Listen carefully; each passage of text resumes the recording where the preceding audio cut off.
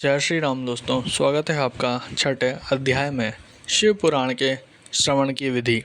शौनक जी कहते हैं, महाप्राज्ञ सूत जी, आप धन्य हैं एवं शिव भक्तों में श्रेष्ठ हैं। हम पर कृपा करें, हमें कल्याणमय शिव पुराण के श्रवण की विधि बताइए, जिससे सभी श्रोताओं को संपूर्ण उत्तम फल की प्राप्ति हो।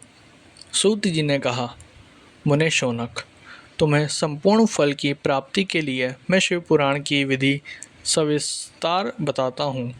सर्वप्रथम किसी ज्योतिषी को बुलाकर दान से संतुष्ट कर उससे कथा का शुभ मुहूर्त निकलवाना चाहिए और उसकी सूचना का संदेश सभी लोगों तक पहुँचाना चाहिए कि हमारे यहाँ शिव पुराण कथा होने वाली है। अपने कल्याण की इच्छा रखने वाले को इसे सुनने अवश्य पधारना चाहिए।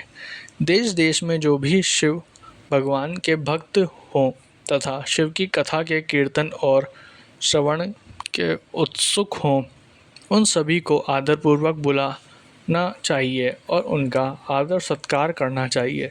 शिव पुराण सुनने के लिए मंदिर, तीर्थ, वन प्रांति अथवा घर में ही उत्तम स्थान का निर्माण करना चाहिए।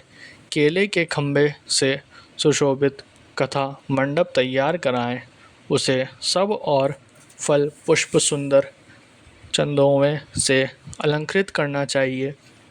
चारों कोनों में ध्वज लगाकर उसे विभिन्न सामग्री से सुशोभित करें। भगवान शंकर के लिए भक्तिपूर्वक दिव्य आसन का निर्माण करना चाहिए तथा कथावाचक के लिए भी दिव्य आसन का निर्माण करना चाहिए। नियम पूर्वक कथा सुनने वालों के लिए भी सुयोग्य आसन की अवस्था करें तथा अन्य लोगों के बैठने की भी व्यवस्था करें। कथा बाँचने वाले विद्वान के प्रति कभी बुरी भावना न रखें। संसार में जन्म तथा गुणों के कारण बहुत से गुरु होते हैं, परंतु उन सब में पुराणों का ज्ञाता ही परम गुरु माना जाता है। पुराण वेता पवित्र, शांत, साधु, ईर्ष्या पर विजय प्राप्त करने वाला और दयालु होना चाहिए। ऐसे गुणी मनुष्य को इस पुण्यमयी कथा को बाँचना चाहिए। सूर्योदय के 3:30 पहर तक इसे बाँचने का उपयुक्त समय है। मध्याह्न काल में 2 घड़ी तक कथा बंद रखनी चाहिए तथा लोग मलमूत्र का त्याग कर सकें। जिस दिन से कथा शुरू हो रही है, उससे एक दिन पहले व्रत ग्रहण करें। कथा के दोनों में प्रातःकाल का नित्य कर्म संक्षेप में कर लेना चाहिए। वक्ता के पास उसकी सहायता हेतु एक विद्वान व्यक्ति को बैठाना चाहिए, जो कि सब प्रकार से संशयों को दूर कर लोगों को समझाने में कुशल हो।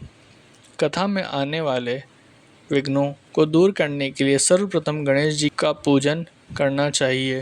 भगवान शिव व शिव पुराण की भक्ति भाव से पूजा करें। तत्पश्चात श्रोता तन मन से शुद्ध होकर आदरपूर्वक शिव पुराण की कथा सुने।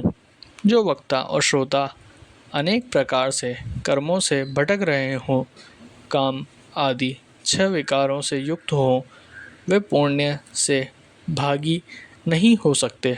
जो मनुष्य अपनी सभी चिंताओं को भूलकर कथा में मन लगाते हैं, उन शुद्ध बुद्ध मनुष्यों को उत्तम फल की प्राप्ति होती है।